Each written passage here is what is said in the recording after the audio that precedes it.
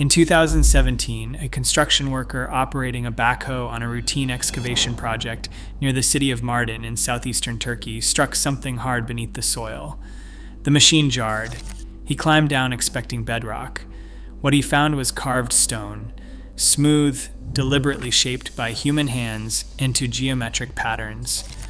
When archaeologists arrived, they understood immediately that this was not an ordinary ancient site. Göbekli Tepe had already rewritten human history by pushing monumental architecture back further than anyone thought possible. What the surrounding region was now revealing went further still. This was not another isolated monument. This was evidence that Göbekli Tepe, the discovery that shattered everything, was not the beginning of the story. It was somewhere in the middle. And the question that the finding forces is the one this script is built around.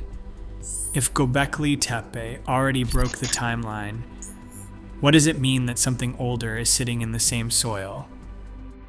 To understand why what was found near Mardin matters, you first have to understand what Göbekli Tepe already was. Not a curiosity, not a footnote in the archaeology of the ancient Near East. The single most disruptive archaeological discovery of the 20th century, a site that forced the entire field to confront the possibility that everything it thought it understood about early human capability was wrong. Göbekli Tepe sits on a limestone ridge in southeastern Turkey near the city of Şanlıurfa. It was noted by a survey team in 1963 but dismissed at the time as a medieval cemetery. It was not until 1995 that German archaeologist Klaus Schmidt looked at the site properly and recognized what was actually there.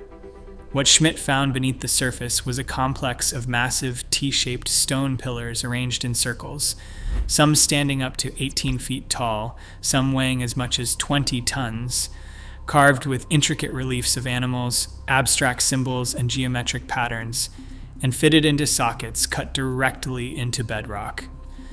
The construction required quarrying limestone, transporting multi-ton stones across significant distances, carving them with precision, and erecting them into prepared foundations. It was accomplished using only stone tools and human labor. No metal, no wheels, no draft animals, nothing that the standard model of this period would have predicted was available. But the construction itself was not the finding that broke the field. It was the age. Radiocarbon dating placed the oldest layers at approximately 11,600 years old, dating to around 9,600 BCE. At that date, according to everything archaeology had established, humans were living in small, mobile hunter-gatherer bands. They were not building permanent structures. They did not have the social organization required to coordinate large labor projects. They had not developed the religious or symbolic thinking complex enough to conceive of monumental temples, let alone execute them at this scale. Every one of those assumptions was wrong. Göbekli Tepe proved it. Schmidt described it as a cathedral on a hill built by people we thought were primitives. That description carries more precision than it first appears. A cathedral is not a functional building in the ordinary sense. It is an act of collective belief made permanent in stone, requiring resources, coordination, and sustained commitment far beyond what daily survival demands. Göbekli Tepe was exactly that, and the people who built it were doing so before agriculture existed in the region, before permanent settlements, before any of the developments that the standard model insisted had to come first. This is the inversion that Göbekli Tepe forced onto the field and that the field is still working through. The accepted sequence ran in one direction. Agriculture produced surplus. Surplus enabled permanent settlements. Settlements produced social hierarchy. Hierarchy enabled the coordination of large projects. Large projects eventually produced monumental architecture. Each stage was supposed to be a prerequisite for the next. Göbekli Tepe reversed the sequence entirely. The monument came before agriculture. The complex social organization came before the permanent settlement. Schmidt and others proposed that agriculture may have developed partly as a consequence of monument building rather than a cause of it, that populations gathering at ritual sites created the demand for reliable food supply that drove early cultivation. The effect became the cause. The end point became the starting point. For nearly 3 decades after Schmidt began excavating, Göbekli Tepe stood alone, the oldest known monumental structure on Earth, the fixed point around which the revised understanding of early human capability was organized, the anchor that held the new timeline in place. Then the surveys around Mardin began returning results that the anchor could not hold. The backhoe operator who struck carved stone in Mardin in 2017 was not looking for anything. He was preparing a foundation. The impact that stopped his machine was an interruption, not a discovery, at least from his perspective.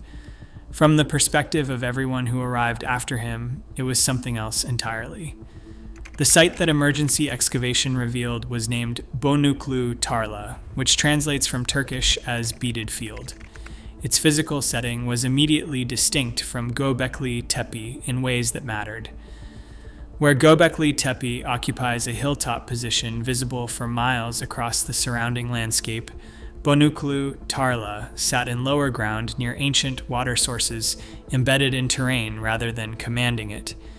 The pillars uncovered were smaller than Göbekli Tepe's largest examples, but more numerous, a difference that suggested either a distinct functional purpose or a different phase within the same broader cultural tradition.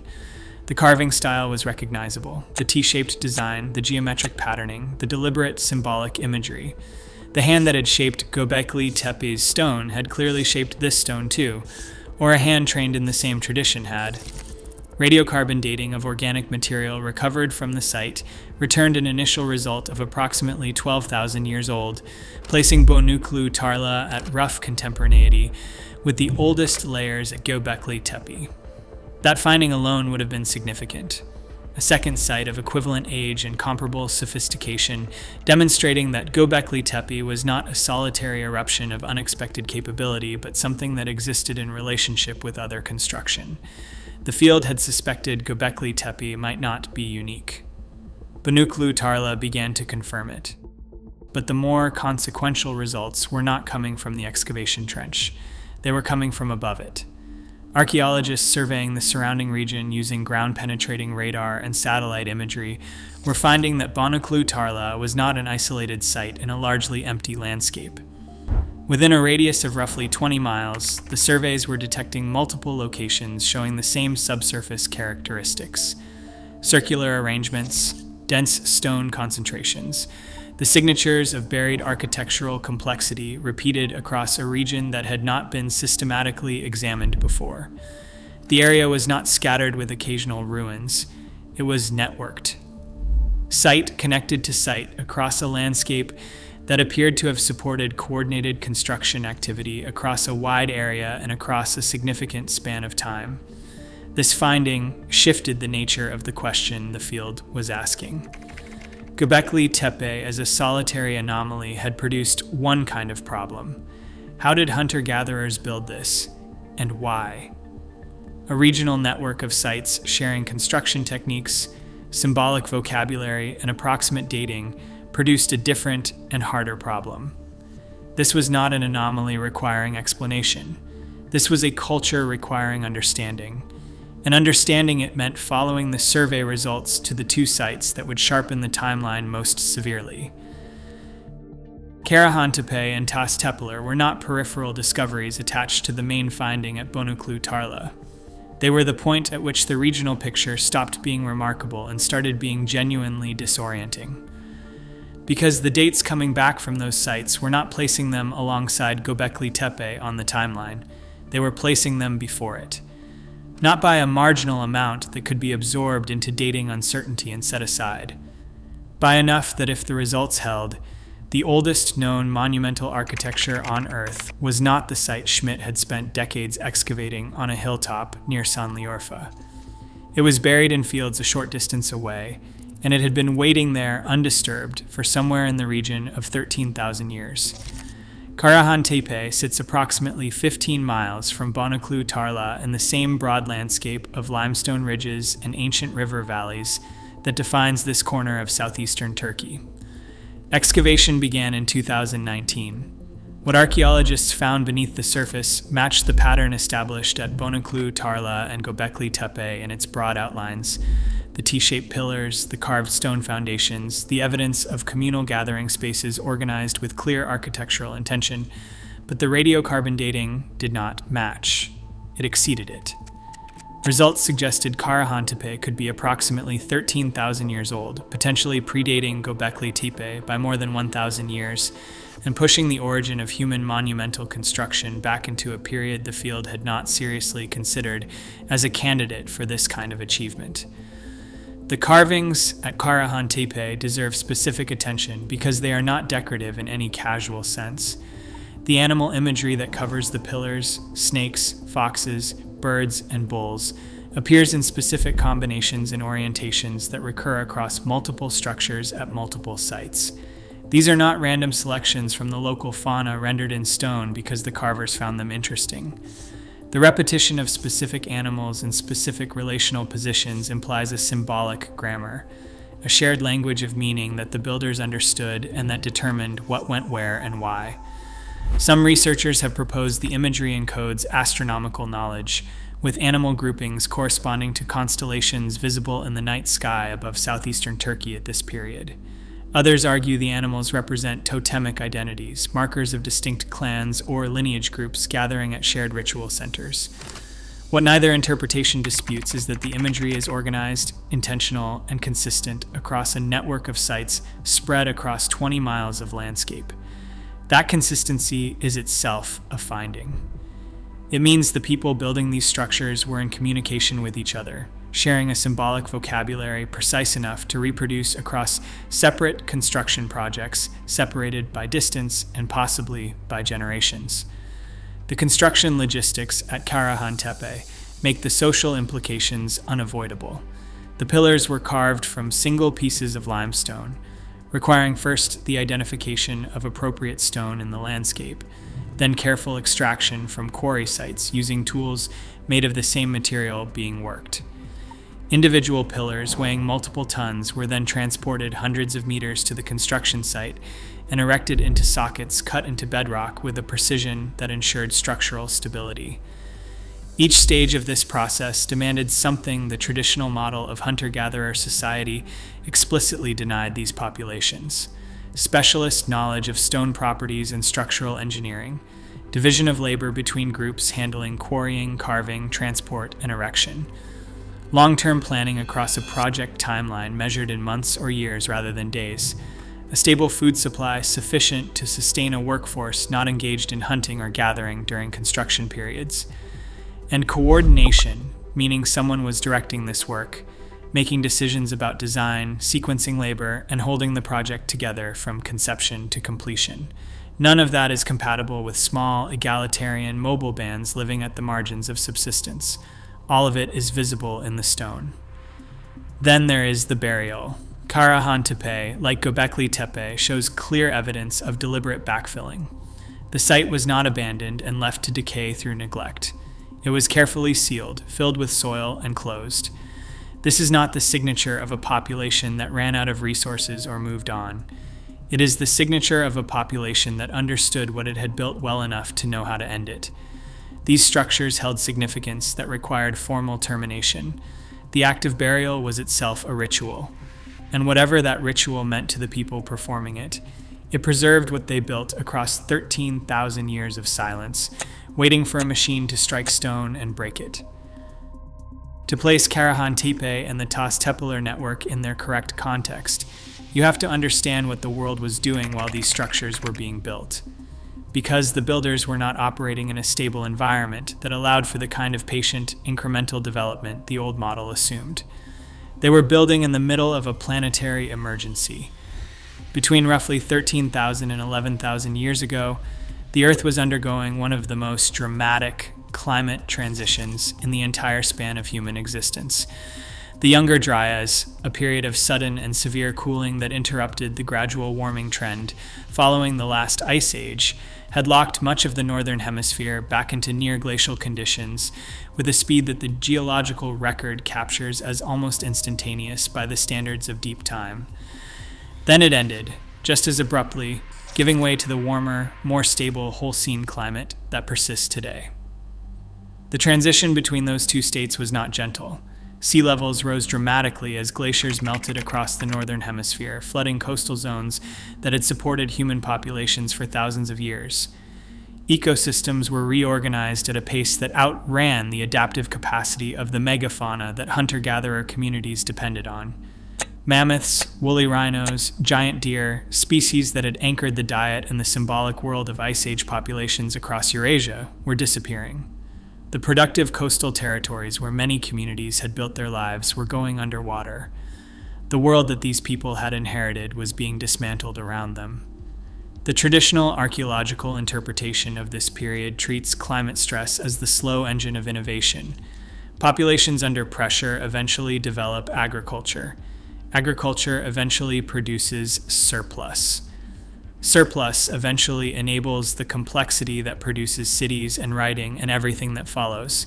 Stress as the distant cause of progress, operating across millennia of gradual adjustment.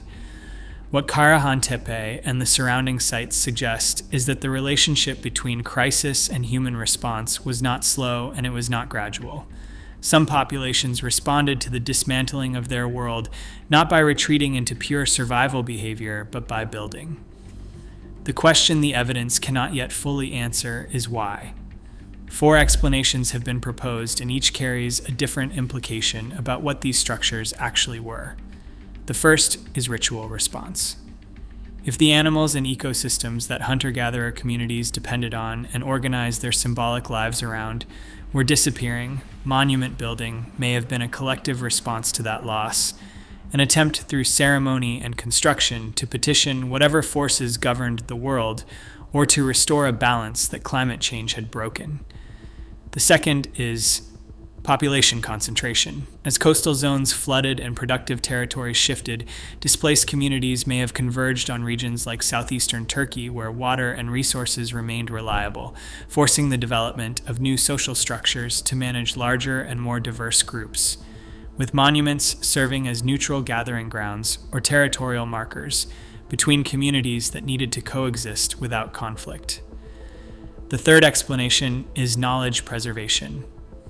If a society possessing critical, astronomical, seasonal, or ecological knowledge feared that knowledge might not survive the crisis intact, encoding it permanently in stone would be a rational response. Build something that outlasts the people who know what it means. The fourth theory is the most contested and the most attention-grabbing.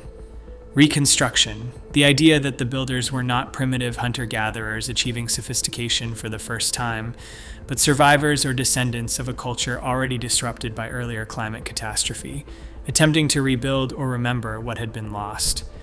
The sophistication would not be surprising in that case. It would be inherited. The evidence does not confirm that theory. It does not dismiss it either. And that unresolved tension is precisely what makes it difficult to set aside. The model that Karahantepe dismantles was not a fringe theory or an early guess, later refined by better evidence. It was the organizing framework of an entire field, taught in universities, reproduced in textbooks, and treated as settled across generations of scholarship. Its logic was clean, and its sequence was linear, and for a long time, nothing in the archaeological record gave serious reason to doubt it. The sequence ran like this: hunter-gatherers first, small mobile bands living at the edge of subsistence, minimal social differentiation, no permanent structures, no capacity for long-term planning or large-scale cooperation, no symbolic or religious thought complex enough to produce monumental construction. Then agriculture, emerging gradually as populations learned to cultivate plants and manage animals, producing the food surplus that made permanent settlement possible. Then settlements, which produced the social hierarchy and administrative complexity that enabled coordination of large labor projects. Then monuments, as an expression of the power and belief systems that complex, settled societies naturally generated. Then cities, then writing, then civilization, understood as the end point of a process that had been building steadily, predictably, and in one direction since the retreat of the ice. Karahantepe does not complicate this sequence. It inverts it. Monumental architecture appears before agriculture in the regional record.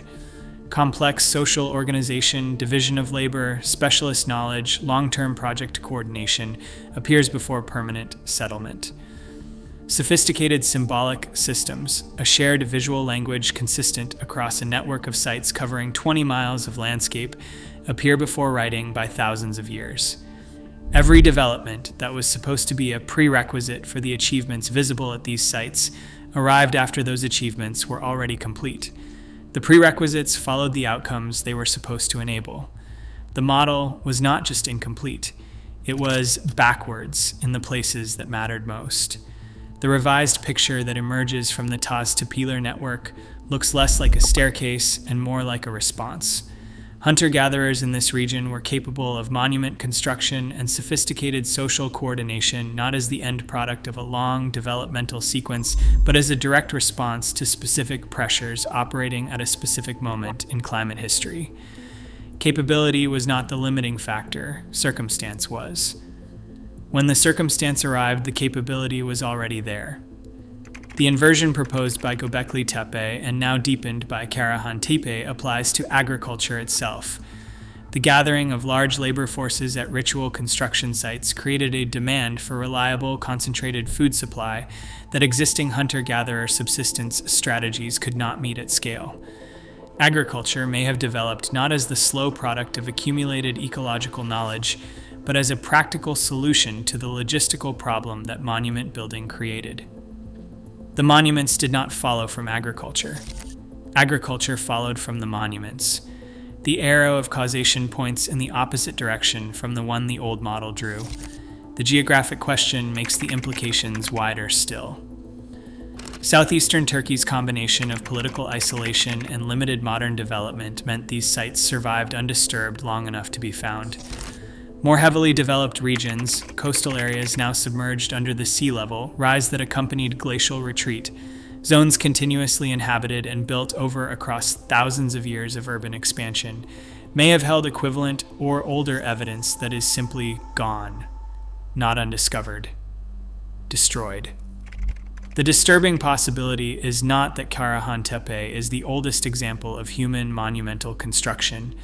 It is that Karahantepe is merely the oldest that survives in a form still recognizable as what it was. Dozens of additional sites have now been identified across the region through satellite survey and ground-penetrating radar. Some show configurations not seen at any previously documented site. The excavation is ongoing, and the model it is revising has not finished being revised. When Grok AI was asked to treat the Taş-Tepeler evidence not as a historical narrative but as a data set, the picture that emerged was specific enough to be uncomfortable for anyone still attached to the idea that Göbekli Tepe was the anomaly that proved the rule. The data points are these: multiple sites distributed across a 20-mile regional network, sharing T-shaped pillar construction, consistent animal iconography appearing in repeated combinations across separate structures, radiocarbon dates clustering between 11,000 and 13,000 years before the present, evidence of specialist quarrying and stoneworking knowledge applied consistently across the network, deliberate backfilling events occurring across multiple sites within roughly the same period, and a geographic concentration in southeastern Turkey that satellite survey suggests extends further than current excavation has reached. Feed those variables into an analytical framework, stripped of the assumptions the old developmental model carried, and what comes back is not an anomaly. It is a culture. A regional civilization, using that word carefully and precisely, that sustained shared symbolic language, coordinated construction methodology, and organized ritual behavior across centuries and across distance. Not a single site of unexpected sophistication surrounded by the primitive world the model predicted. A network operating with internal coherence over a timescale that implies institutional continuity, the passing of knowledge and practice across generations in a form stable enough to reproduce the same symbolic grammar in stone 20 miles apart. The deliberate burial pattern is where Grok's reading of the data produces its sharpest finding. The backfilling events at Göbekli Tepe, Karahantepe, and the associated sites do not occur randomly across the timeline. They cluster. The monuments were sealed at roughly the same period, around 8000 BCE, which is precisely when agriculture was becoming established across the region. This is not the signature of abandonment. Populations do not coordinate the ceremonial closure of multiple major ritual sites across a 20-mile network because they ran out of resources or lost interest. The coordination itself is information. These sites were not left behind when the culture collapsed. They were formally closed when the culture transformed. The transition from monument-building hunter-gatherers to early agricultural communities was not a replacement of one population by another. It was a single population changing its relationship to the landscape, and the act of burying the monuments was how it marked that change. The ending was as deliberate as the beginning. What the data cannot resolve is equally important to state clearly.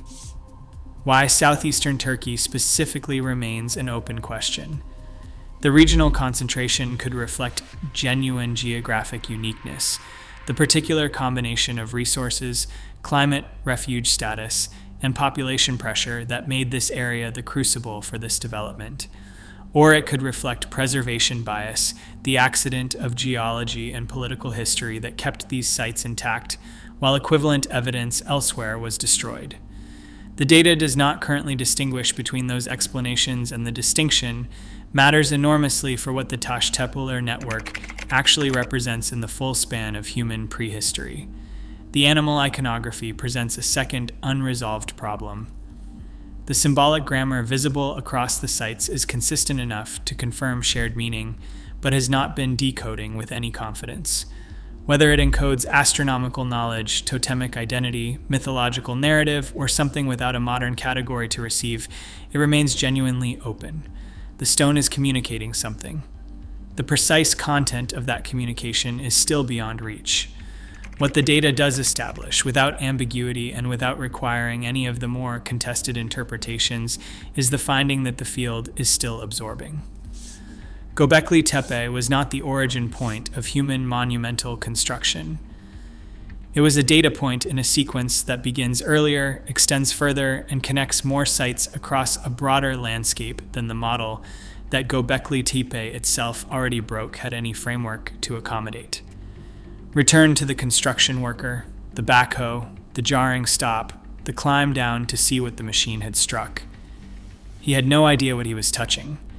He only knew something solid was in the way. What he actually struck was the edge of a 13,000-year-old question about what human beings were already capable of long before any civilization left a written record of itself. Göbekli Tepe moved the line.